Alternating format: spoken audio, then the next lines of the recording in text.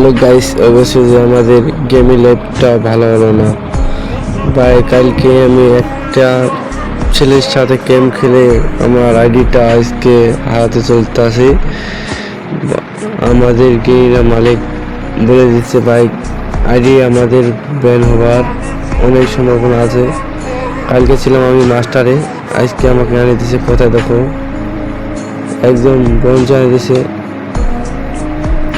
এখন আমরা মনে করো গেমিং ভিডিও ছাড়তে পারছি না, কারো গ্রুপেও যাইতে পারছি না। এখন আমরা কারো মনে করো এত ধরতে পারছি না, আমাদের মনে আর শখের আইডিটা থাকলো না। আমরা কি বলবো আর কি, আমাদের ম্যাচে একটি হ্যাকার পড়েছিল, সে হ্যাকারে আমার আইডিটা আজকে খাইতে চলতেছে। আমাদের কি এখন দোষ যদি ম্যাচে হ্যাকার পড়ে?